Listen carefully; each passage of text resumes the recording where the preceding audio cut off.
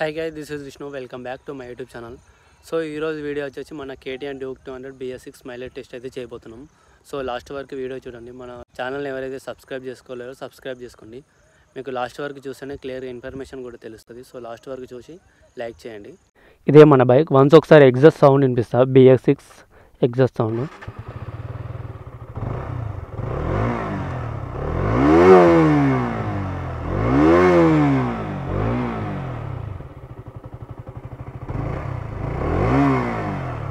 ఇది exhaust sound. మన bike వచ్చేసి ఇప్పటి వరకు 26,527 తిరిగింది. ఇక్కడ కనిపిస్తుంది మనకు. నా బైక్ వచ్చేసి ఇది 2022 మోడల్ BS6. ఇందులో ప్రజెంట్ అయితే ఒక ½ లీటర్ ఫ్యూయల్ ఉంది. సో ప్రజెంట్ అయితే ఆ ఫ్యూయల్ని మొత్తం ఖతం చేసేద్దాం. అండ్ నేను 1 లీటర్ బాటిల్ కూడా తీసుకున్నా. పెట్రోల్ బంక్ వెళ్ళేసి 1 లీటర్ పెట్రోల్ అయితే బాటిల్లో ఫిల్ చేసుకుందాం. తర్వాత ఇందులో బైక్లో ఉన్న పెట్రోల్ మొత్తం ఖతం లేపి అప్పుడు ఆ బాటిల్ని ఇందులో ఫిల్ చేసి అప్పుడు మైలేజ్ టెస్ట్ చేద్దాం రియల్గా.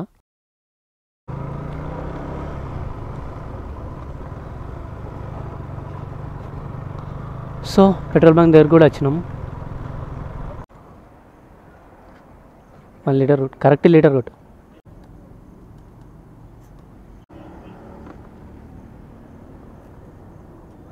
ప్రజెంట్ అయితే లీటర్ బాటిల్లో పెట్రోల్ అయితే కరెక్ట్ లీటర్ కొట్టిస్తున్నాం.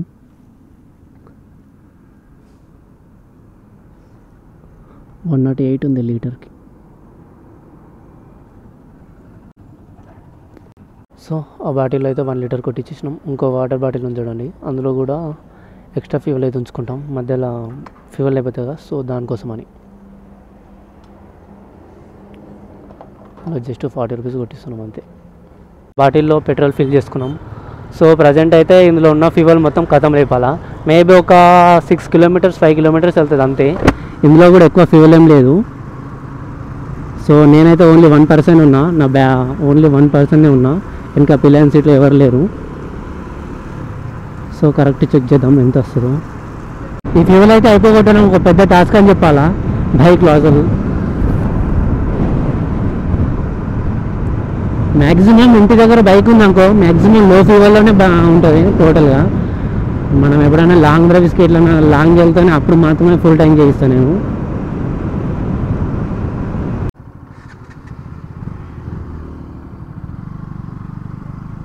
ఇది 3rd టైం స్టార్ట్ కావడం మళ్ళీ.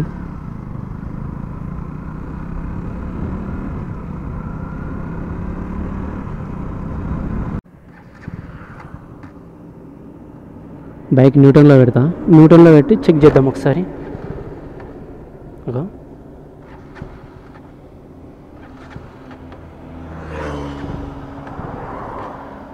ఖతం ఫ్యూయల్ అయితే మొత్తం అయిపోయింది. ఎందుకంటే నేను ఎక్కువ ఇబ్బంది కూడా పెట్టాలనుకుంటలేను, మళ్ళీ ఫ్యూయల్ ఇంజెక్టర్ పోతుంది. సో డైరెక్ట్ ఫ్యూయల్ ఫిల్అప్ చేద్దాం. సో ఇది 1 లీటర్ బాటిల్. చూస్తే మీకు ఇక్కడ క్వాంటిటీ ఏర్పడుతుంది. 1 లీటర్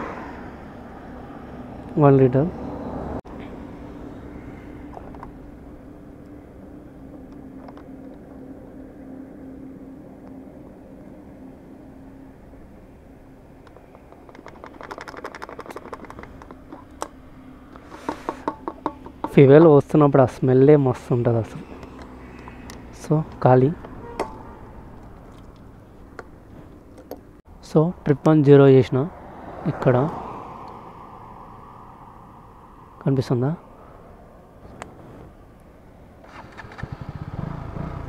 వెంటనే చాలా అయిపోయింది బైక్. అసలు నేను ఎప్పుడు కూడా నా బైక్ని మైలేజ్ టెస్ట్ అని చేయలేను, ఫస్ట్ టైం. సో నేను ప్రతి 5 కిలోమీటర్స్కి ఒకసారి క్లియర్గా చెప్తా ఎంత వెళ్ళినాం అనేది కూడా. సో మ్యాక్సిమం నేను ఇప్పుడు వచ్చేసి మన KTM Duke 200 వచ్చేసి హైవే మీద మైలేజ్ టెస్ట్ చేస్తున్నా. మ్యాక్సిమం ఒక 80-90 స్పీడ్లో మాత్రమే చెక్ చేద్దాం అనుకుంటున్నా మైలేజ్ ఎంత వస్తుంది అనేది. సో ప్రజెంట్ అయితే 1 కిలోమీటర్ వచ్చేసినాం అప్పుడే.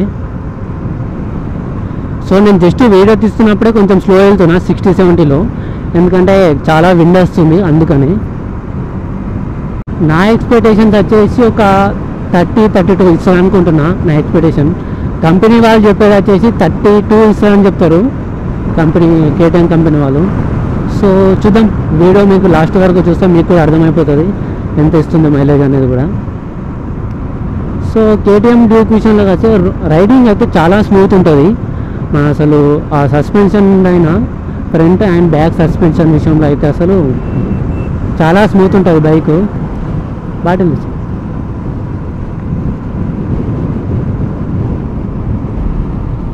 రైట్. ఇలాంటి బ్రేకర్స్ వచ్చినప్పుడు మాత్రం అయితే స్మూత్ వెళ్ళిపోతుంది అసలు. జస్ట్ ఫ్రంట్ హ్యాండిల్ కొంచెం షేక్ అయినట్టు అనిపిస్తుంది హెవీ స్పీడ్ బ్రేకర్స్ దగ్గర, అంతే. బైక్ అయితే చాలా స్మూత్ వెళ్తుంది. మనం హెల్మెట్ పెట్టుకున్నామంటే ఆ విండ్ సౌండ్ కానీ ఆ ఎగ్జాస్ట్ సౌండ్ కానీ అసలు ఏం కూడా వినిపించదు.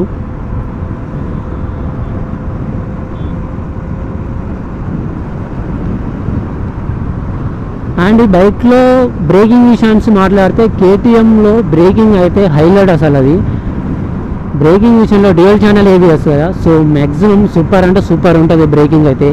మనం ఇట్లా సిటీలో అయినా హైవేలో అయినా బైక్ తోటి ఆడుకోవచ్చు ఆ బ్రేకింగ్ తోటి.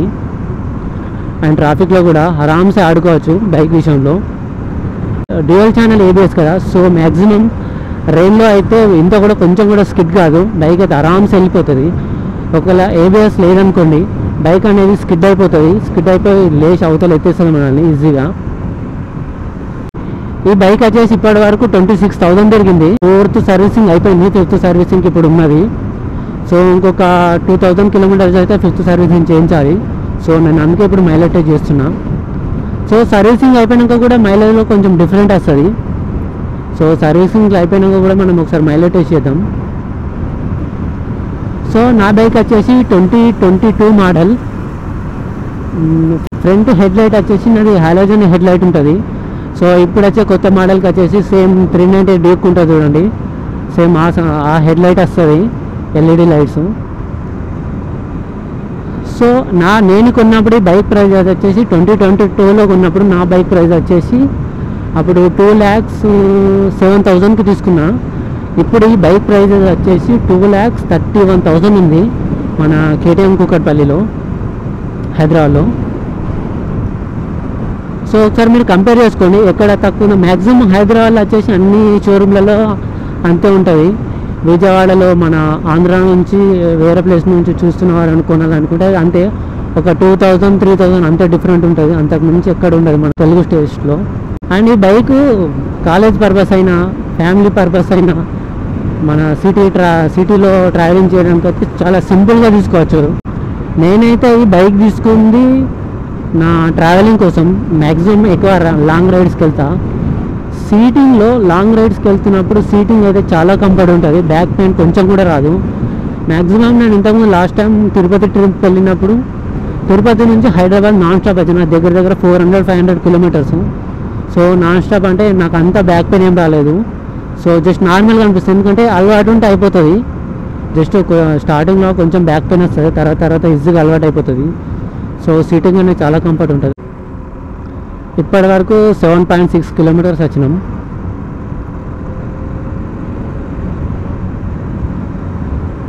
సో ఇది కాలేజ్ పర్పస్ అయినా ట్రావెలింగ్ పర్పస్ అయినా బైక్ అయితే సూపర్ ఉంటుంది, ఈజీగా అంటే కళ్ళు మూసుకొని తీసుకోవచ్చు. అండ్ బైక్ కూడా లుక్స్ కూడా హైలైట్ ఉంటుంది. నేను ఆల్మోస్ట్ 3 ఇయర్స్ అవుతుంది బైక్ తీసుకొని. సో కంఫర్ట్ విషయంలో అయినా టూరింగ్ విషయంలో అయినా కాలేజ్ పర్పస్ అయితే ఈజీగా కళ్ళు మూసుకొని తీసుకోవచ్చు. 200 cc వేరే బైక్తో కంపేర్ చేసుకుంటే కొంచెం ప్రైస్ రేంజ్ ఎక్కువ ఉంటుంది. అండ్ ఒకవేళ NS 200 విషయానికి వస్తే అది దానికి ఒక 30,000 డిఫరెంట్ ఉంటుంది అనుకుంటున్నా. మేబీ నా ఎక్స్పెక్టేషన్స్ ప్రకారం NS 200 కంటే ఇది కొంచెం మైలేజ్ తక్కువ ఇస్తుంది. నాకు తెలిసి ఒక 4-5 కిలోమీటర్స్ తక్కువ ఇస్తుండొచ్చు. ఒకవేళ మీరు ఇది మ్యారేజ్ అయినాక బైక్ తీసుకోవాలనుకుంటే ఈజీగా తీసుకోవచ్చు. బ్యాక్ సీట్ కూడా చాలా అంటే చాలా కంఫర్ట్గా ఉంటుంది. సో ప్రాబ్లం ఏమి ఉండదు మనకు. అండ్ మీకు ఒకవేళ లేడీస్ ఎక్కాలనుకుంటే మాత్రం సైడ్కి ఫుట్ రెస్ట్ కూడా మనం పెట్టుకోవచ్చు, లేడీస్ది ఫుట్ రెస్ట్.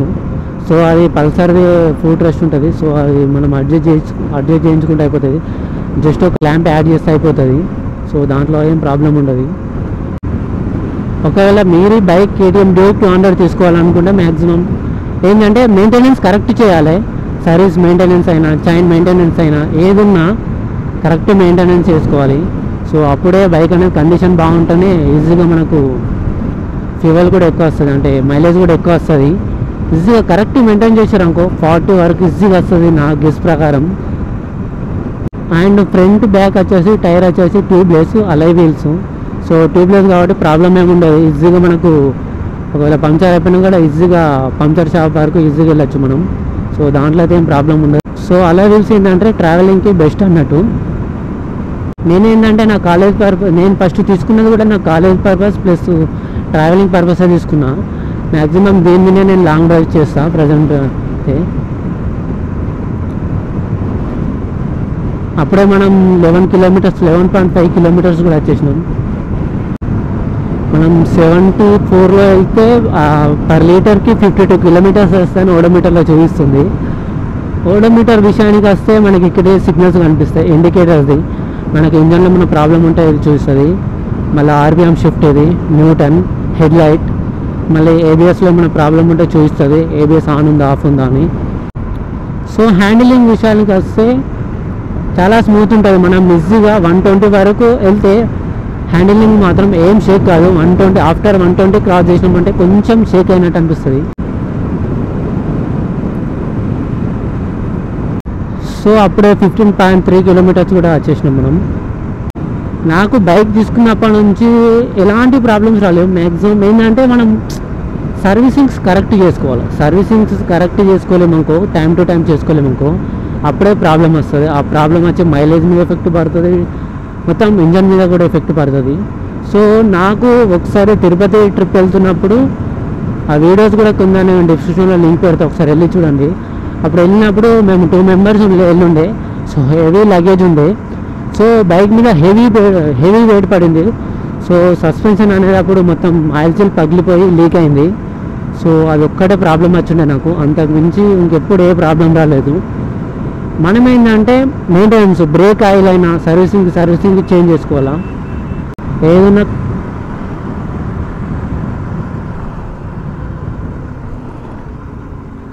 ప్రజెంట్ ఇక చాలా లాంగ్ వచ్చినాం, 17 కిలోమీటర్స్ వచ్చినాం. సో యూటర్న్ తీసుకొని మళ్ళీ బ్యాక్ వెళ్ళిపోదాం కామారెడ్డి సైడ్. కామారెడ్డి నిజామాబాద్ హైవేలో నేను ప్రజెంట్ అయితే వీడియో చేస్తున్నా. ఎవరైనా మన కామారెడ్డి నిజామాబాద్ నుంచి వీడియో చూసే వాళ్ళైతే కింద కామెంట్లో చెప్పండి. ఓకే, అప్పుడే 20 కిలోమీటర్స్ కూడా క్రాస్ అయిపోయినాం. 2019కి బిఫోర్ కేటీఎం అంటేనే ఒక సౌండ్ ఉంటుండే. అప్పుడు రోడ్ మీద ఎక్కడ వెళ్ళినా అరే బైక్ వెళ్ళినప్పుడు ఆ సౌండ్ వస్తుంది చూడు, కేటీఎం, ఓల్డ్ కేటీఎంది. ఆ సౌండ్ వింటేనే అసలు ఎగ్జామ్ ఉంటుండే. బట్ ఆఫ్టర్ 2019 తర్వాత ఆ సౌండ్ మొత్తం న్యూ బైక్స్కి మొత్తం డ్రాప్ చేసేసారు. ఆ BS4లో ఉంటుండే ఆ సౌండ్. ఎప్పుడైతే BS6 వచ్చిందో అప్పుడు మొత్తం డ్రాప్ చేసేసారు ఆ సౌండ్ని.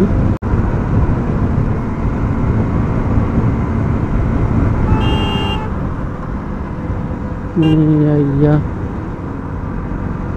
బైక్ అయితే నిజంగా చెప్తున్నా చాలా అంటే చాలా స్మూత్ ఉంటుంది. మనం హెల్మెట్ పెట్టుకున్నాం అనుకో అసలు ఆ ఎగ్జాస్ట్ సౌండ్ కూడా వినిపేది.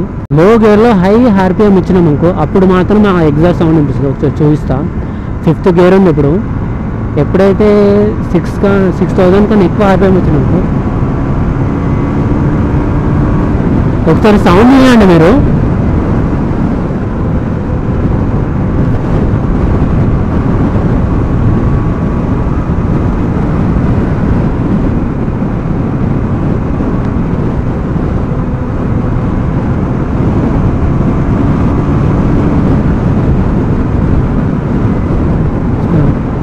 ఈ బైక్లో ఏంటంటే ఆ ఇన్స్టంట్ పికప్ హైలైట్ ఉంటుంది. కేటీఎంలో చెప్పాలంటే పికప్ మాత్రం, ఆ టార్క్ మాత్రం సూపర్ అసలు గాయస్. అప్పుడే డ్యూక్ వచ్చేసి 25 కిలోమీటర్స్ కూడా క్రాస్ అయింది. 25.1 కనిపిస్తుందా. సో ఇప్పుడే కొంచెం వాన పడ్డట్టు ఉంది, వెదర్ మొత్తం కొంచెం కూల్ అయిపోయింది. ఈ బైక్ గ్రౌండ్ క్లియరెన్స్ విషయానికి వస్తే ఇలాంటి చిన్న చిన్న బ్రేకర్స్ వస్తాయి చూడండి, స్పీడ్ బ్రేకర్స్. సో వాటికైతే ఏం ప్రాబ్లం ఉండదు. కొంచెం హైట్ ఎక్కువ ఉన్న స్పీడ్ బ్రేకర్స్ మాత్రమే కొంచెం ప్రాబ్లం అవుతుంది. ఒక్కొక్క దగ్గర ఉంటాయి చూడండి, ఇంత లావు ఉంటాయి చూడండి స్పీడ్ బ్రేకర్స్. సో వాటికే కొంచెం కింద ఆంతుంది. సో మన బైక్ వచ్చేసి ప్రజెంట్ 30 కిలోమీటర్స్ కూడా క్రాస్ అయిపోయింది. 30.2 కిలోమీటర్స్. నాకు కూడా తెలియదు, మేము కూడా ఫస్ట్ టైమే కరెక్ట్ ఇంత 1 లీటర్ పెట్రోల్ వేసి చెక్ చేయడం. సో మీకు ఒక క్లారిటీ వస్తుంది, నాకు కూడా ఒక క్లారిటీ వస్తుంది ఎంత వస్తున్నాయి అనేది. నాకు కూడా ఫ్యూయల్ అయిపోయినట్టు అనిపిస్తుంది, ఎందుకంటే థ్రాటిల్ ఇస్తున్నప్పుడు ఆ గ్యాప్ అర్థమైపోతుంది ఫ్యూయల్ అయిపోతున్నట్టు. సో చూద్దాం ఇంకెన్ని కిలోమీటర్స్ వస్తుందో. యా 34 కూడా రీచ్ అయిపోయింది అప్పుడే. ఏ baby good good super super. 34 కూడా రీచ్ అయిపోయాను. 36.5 కూడా క్రాస్ అయిపోయింది అప్పుడే. Baby super super super. నేను అస్సలు ఎక్స్పెక్ట్ చేయలేను ఇంత. మేబీ నాది ఫోర్త్ సర్వీసింగ్ అయిపోయింది. సో అందుకే మైలేజ్ అంటే సర్వీసింగ్లో అయిపోయినాయి కదా ఎక్కువ. 4th సర్వీసింగ్ అయిపోయింది. సో అందుకే మైలేజ్ ఎక్కిస్తున్నట్టుంది. అరే నిజం, అరే అప్పుడే 37 కూడా క్రాస్ అయిపోయింది. నిజం చెప్తున్నారు బాబు, ఇందులో ఎలాంటి మాయా మంత్రం ఏం లేదురా. నేను రియల్గా జెన్యూన్గా ఇస్తున్నా ఈ రివ్యూ అయితే.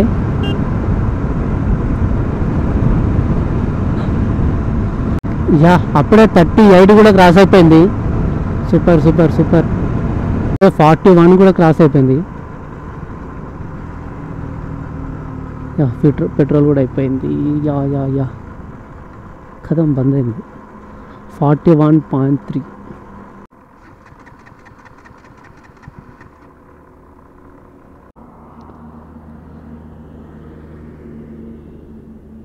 చూడండి 41.4. అరే ఇంకా వెళ్తున్నదిరా బాబు, చాలా అయింది బైక్.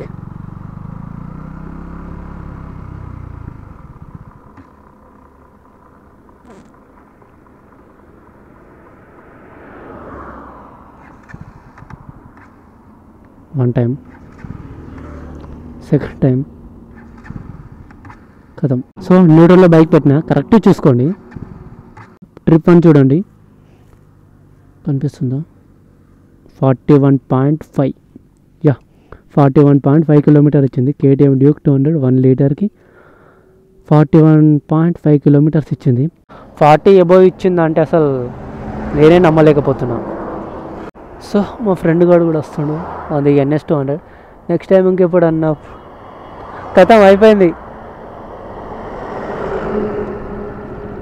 ఎంత ఇచ్చింది చెప్పు? 41. సో మన బైక్ వచ్చేసి ఇప్పుడు 41.5 ఇచ్చింది. సో 41 ఎనాఫ్ వేసుకుందాం. ఇంకా మీరు చేస్తే ఒకవేళ తక్కువ రావచ్చు, ఎక్కువగా రావచ్చు, అది రైడర్ మీద డిపెండ్ అయి ఉంటుంది. సో మ్యాక్సిమం ఏంటంటే bike engine servicings correct complete అయిపోవాలా. సో చైన్ అడ్జస్ట్మెంట్ కరెక్ట్ ఉండాలా, అండ్ ఎయిర్ ప్రెషర్ కూడా కరెక్ట్ ఉండాలా.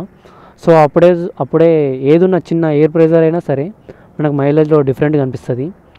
సర్వీసింగ్స్ కరెక్ట్, మెయింటెనెన్స్ కరెక్ట్ ఉంటే మైలేజ్ మాత్రం ఎక్కిస్తుంది. సో అది మీరు చెక్ చేస్తే అదైతే డిఫరెంట్ రావచ్చు. ఓకే గాయ్స్, సో ఇదే అన్నమాట వీడియో. మీకు ఈ వీడియో నచ్చిన లైక్ చేయండి అండ్ షేర్ చేయండి, సబ్స్క్రైబ్ చేయండి. ఇలాంటి ఇంకా మీకు ఏ బైక్ మైలేజ్ టెస్ట్ కావాలో కింద నాకు కామెంట్ చేయండి. సో ఆ బైక్స్ కూడా చేసేద్దాం నెక్స్ట్ టైం. ఎవరైనా KTM ఫ్యాన్స్ ఉంటే మాత్రం కింద లైక్ చేసుకోండి. అర్థమైంది కదా, 41.5 ఇస్తుంది ఈజీగా.